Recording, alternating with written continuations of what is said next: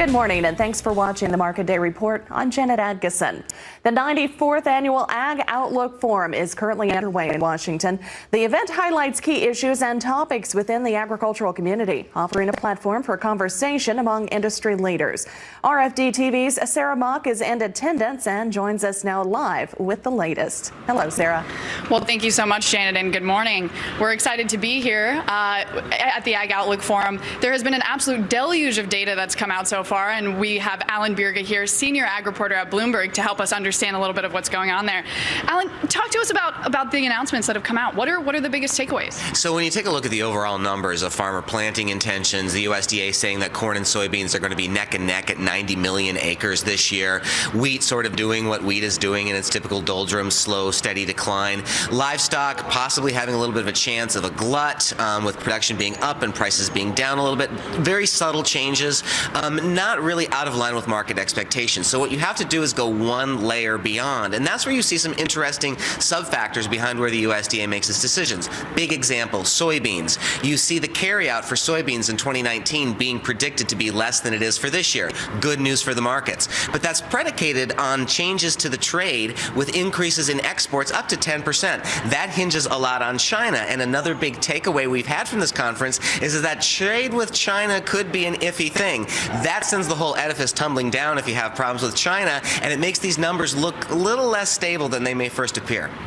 Now, and when you're looking at those numbers, how do you think that these will affect the market going forward? Do you think making a big splash, or pretty much at expectations? Well, it's an important marker in the agricultural year. I mean, these are the economists of the U.S. Department of Agriculture taking their first look at what they think is going to happen. If you're a farmer taking a look at what your planting may be, you may take a look at these numbers and decide to make your decision based on what your neighbors are doing. That's what this shows. But of course, it's not survey-based. It's not based on what farmers are actually doing. It's smart people who are basically saying, here's our prediction for who's going to win the World Series this fall. Spring training hasn't even started yet. So you take it with a grain of salt, but you also take it for what it is. This is analysis. This is a serious number. This is something the markets will pay attention to, but it's not going to be the main factor driving price decisions made today or tomorrow.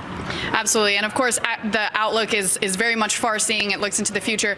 Big year for the Farm Bill coming up. Do you think these numbers will have any effect on what happens later this year? I think the numbers that came out today are not going to have as much impact as a couple things we've seen in the last 2 weeks. One was the release of the farm income outlook, where you saw potentially the lowest profits in 2006, like the boom never happened. The other key thing was, of course, the budget agreement that Congress came to earlier this month. You saw more aid for dairy and cotton, which will, of course, then give you more money for the Farm Bill. That's going to be a bigger factor down the road. And one final question with just a few seconds left. We're looking at a couple of things here as well, that just questions around, how this might affect things going forward. Any final takeaways of what might be important for farmers on the ground? Trade and deregulation. Those are two big focuses out of this conference. You see a real emphasis on both. That's what you expect to see out of USDA in the coming year. Absolutely. Well, so much good information there to chew on. Again, we're joined by Bjerga, a senior ag reporter at Bloomberg. We'll have more updates for you throughout the morning from here at the USDA's 94th Annual Ag Outlook Forum. Until then, back to you, Janet. Well, Sarah, as always, thank you very much for the update. As Sarah said, she's going to join us again here on the Market Day Report for more updates from the Outlook Forum. Well, organic food sales show double-digit growth over the last 20 years.